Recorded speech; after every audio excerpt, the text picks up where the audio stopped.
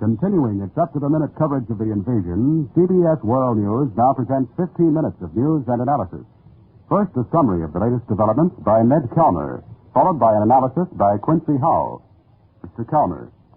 At a solemn moment in our national history, President Roosevelt has led the American people in prayer for the fighting men who tonight are entering the second day of their invasion on the Normandy coast of France. The President also brought us, less than an hour ago, the latest word on military operations. Thus far, he said, they have been successful. Meantime, the first of the Allied wounded are returning to Britain, and the thoughts of the whole civilized world are with them, and with their comrades who are still in the midst of the fight. It's now more than 24 hours since our invasion got underway, and it's a good moment to look back over the welter of millions of words that have poured in on us to see just what is clear and definite in the picture. There are only two trustworthy sources, the communiques from General Eisenhower's quarters and the statements by Allied leaders, notably President Roosevelt and Prime Minister Churchill. The German communiques, though they may be misleading and exaggerated, must be taken into consideration at this stage of the invasion when so much is happening and so little is officially revealed by our side. Then there's the unending series of reports and rumors from neutral cities in Europe which may or may not be skillfully planted Nazi propaganda. They have to be sifted, and if they look probable, they ought to be mentioned. But first, what's disclosed officially by the Allies? The communique from Allied headquarters on the first day's operations says that our initial landings in northern France were successful. It says the fighting continues under command of General Montgomery, that our naval casualties have been very light, but it doesn't specify as to land casualties so far. Our planes, it says, continued operations in very great strength all day, and continuous fighter cover is being maintained over both our naval and land forces. The communique also reveals that two naval task forces launched assaults on France this morning, and they include the cruiser Augusta under Admiral Kirk and the cruiser Tuscaloosa under Admiral Dale. President Roosevelt gave his first report on the invasion by saying that operations are so far up to schedule. As of noon, American ship losses were 2 destroyers and 1 landing ship, he said, and aircraft losses about 1%. The battleship Nevada is in action. Mr. Churchill's reports are being given to the House of Commons, where he appeared twice today. It was Churchill who disclosed that Allied troops have penetrated 9.5 miles inland and have been fighting at the town of Quin, C-A-E-N, in Normandy. He seemed well pleased, even surprised, that our losses have been so slight up to now. But he warned that it's much too early to tell what course the battle may take in the coming days and weeks. Our troops have established lodgments, he said, on a broad front, and it appears we've achieved a tactical surprise. The Prime Minister called all these operations the most complicated and difficult which have ever occurred. Around Eisenhower's headquarters also, considerable optimism is reported, despite the fact that the weather on the Channel, which has been against us more than once in this war, is none too satisfactory at this hour. The weather element, it's now revealed, actually forced a postponement of the invasion by 24 hours. Originally, it was set by Eisenhower for the night of June 4 to 5. May or June are now known to have been the months selected for the invasion as long ago as the Turan Conference. German reconnaissance was also caught sound asleep. It wasn't until after our armada of ships was well on its way from Britain that an enemy channel patrol spotted our movements not long before dawn.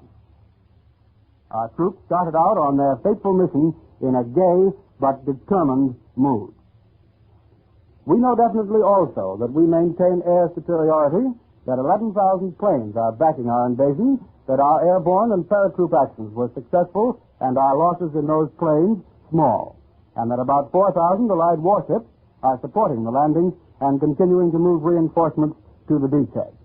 But just where those beachheads are, other than the action in the Quin area mentioned by Mr. Churchill, has not been stated by the Allied command. To give official details on that would be to hand the Germans valuable information free. Our only detailed reports on this, however, come from the German High Command. It's generally accepted that we put men ashore from landing craft at a number of points between the ports of Cherbourg and Le Havre, which we have shelled in the Baie de la Seine, where the Seine River empties into the channel. It's probable that our troops poured ashore on the vast white beaches of Deauville and its neighboring resorts, once so popular with Americans of the pre-war era. The German communique claims to have knocked out our airborne forces south of Le Havre and trapped our troops at the mouth of the River Orne. There's an enemy report of battling near Rouen. Very heavy fighting continues along a front estimated variously by the Nazis from 15 to 100 miles in length. Within the past few hours, the Nazis have been reporting imminent new landings by the Allies. They say a British-American naval squadron is standing off Cherbourg and expect action in the region of Dunkirk and Calais. And a rumor in Turkey says the Allies have landed in Greece. Absolutely no confirmation from our side. One remarkable fact among all these developments is the poor showing of the German Air Force, said to have put only about 50 planes in the air so far today, though Marshal Goering is quoted as saying, "We must repel the invasion even if it means the death of the Luftwaffe." But on this, as well as a great many other aspects of the invasion, we may know much more within the next 2 or 3 days. The European underground, obedient to its orders, has not yet risen in full strength. General Eisenhower, now directing operations from a trailer in England, will give the word. General de Gaulle may be in France soon. The other war fronts tonight are naturally out of the limelight, but in Europe they're going to become increasingly important as our vast three-way squeeze develops. In Russia, though the Red Army has not yet begun its expected offensive, American bombers and fighters made their first strike from bases in the Soviet Union. A raid on the German airfield at Galati in Romania.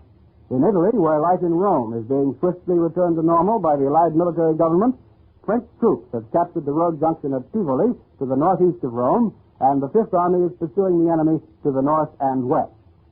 In the war against Japan, our troops on Biak Island off New Guinea are now within a mile and a half of Mokma airfield and increasing their pressure all the time. The Burma fighting goes well for the Allies, but in China, the Japs have now fought their way into the outskirts of Changsha. On D-Day, there was no wild rejoicing in our own country. President Roosevelt's prayer has exemplified the American reaction. Flag waving is at a minimum. Many communities are holding solemn meetings. Some festive events have been canceled. War workers everywhere kept on working. But all of us have felt, despite the gravity of the hour, a sense of relief that the waiting, at least, the long period of suspense, is over. In Dallas, Texas, by the way, the invasion already has its first namesake. Invasia May Renfrew was born to a trucker's wife as the sirens sounded.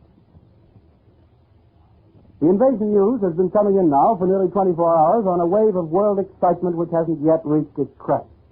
You may have been one of those who were listening to their radio shortly after 12:30 a.m. Eastern Wartime when the first bulletin broke. That was an Associated Press dispatch from London quoting the German radio as saying that the invasion of Western Europe had begun. At that moment, CBS News Director Paul White alerted his staff, although it wasn't until 3:32 a.m. that the news was officially confirmed by Allied headquarters. Until then, there was always the possibility that the Germans were perpetrating a hoax with the hope of smoking out the French underground.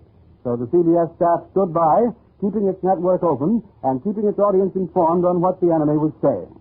The first genuine tip-off came when the British radio told the Dutch that Le Havre was under bombardment.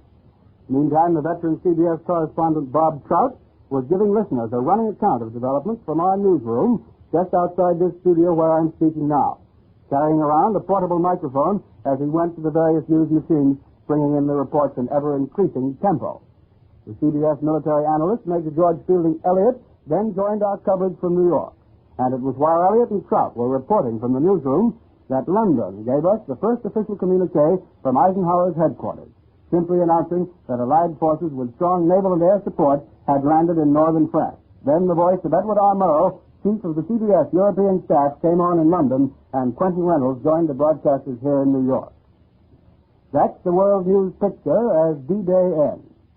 But if you're interested in numerology, you might want to know that the European invasion started on the 6th hour of the 6th day of the 6th month, in curious contrast with the end of the last war, which ended on the 11th hour of the 11th day of the 11th month. You've been listening to Ned Kalmer in a summary of the news. Each night at the same time, CBS World News brings you an analysis of the latest news developments. Tonight, Quincy Howe. This has been a day of action abroad A day of talk, reflection, and emotion at home. You've heard by now all the essential known facts about the Allied landings in Western Europe. They boil down to this. Allied forces have carried out their first operations on schedule with surprisingly small losses. This news, brief as it is, has immediate significance for every country in the world. To the peoples of occupied Europe, it means that their hour of liberation draws near. But their hour of liberation is also their hour of trial. We shall presently learn the real strength of the underground resistance movement in France. General de Gaulle and the French Committee now have their opportunity to prove their claim to represent their country. The White House State Department policy of non-recognition now meets its practical test. The exile governments, which we do recognize, also approach their testing time. What strength and following have any of the resistance groups in Europe mustered? To whom do these groups look for leadership? To exiled leaders or to people in their own ranks? How do they feel about the British and the Americans, about our political plans, our air bombardments, our blockades? Are the people of Europe ripe for revolution? Do they want to exterminate all Germans? We don't need to speculate on how the British and the Russians feel. Today, the British Army has begun to pay back the Germans for the defeat at Dunkirk. But the British have non-military objectives, too. The part they're playing in this invasion puts them in position to become the controlling, if not the dominating power in Western Europe after the war. Most of the exile governments have maintained headquarters in London, and they and their people owe the British a heavy debt, which the British are in position to collect, provided that is, that British casualties do not run up to nearly 1 million men as they did during the last war. For the British, with their declining birth rate, cannot lose another 1 million young men and expect to remain a great power, especially now that they must double their export trade after the war in order to make up for the loss of revenue from foreign investments that the war has liquidated. The Russians have suffered far heavier losses than the British, but they have far greater reserves of manpower and natural resources on which to draw. As a great power, perhaps the great power of the second half of the 20th century, the Russians simply cannot miss. Today's landings in Western Europe not only improve Russia's military prospects by confronting Hitler with a three-front war, the Russians now have tangible practical proof that they can do business with Britain and the United States in war, and if in war, why not in peace? These prospects depress the Germans, and the Japanese, too, every bit as much as they gratify the Russians. The Germans now have this three-front military war in their hands, and the Anglo-Soviet-American coalition never looked stronger.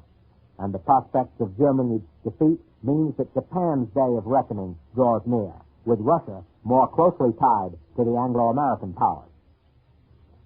But for the United States, today's news has a unique significance. If our fighting men are not carrying more than their share of the first attack, it's at any rate certain that American supplies, American resources, and American reserves form the backbone of the whole vast enterprise of liberating Western Europe. Yet no responsible American has suggested that Europe be divided into spheres of influence. The whole sense of President Roosevelt's prayer was that our country is fighting for a better world, and we put far more into this war than we put into the last one when we fought for the same general purpose. For this war has brought the United States to the peak of its military, its economic, and its moral power. The United States has now thrown all this power into the greatest military campaign and the most ambitious program of popular liberation in all history. Our military prospects look good, but whether victory comes quick or slow, its cost comes high. At this moment in history, no nation can challenge our position or our power. How responsibly we use that position and that power will determine the future of our people. That was Quincy Howe in another analysis presented by CBS World News. Tomorrow night, William L. Scherer. This is CBS, the Columbia Broadcasting System.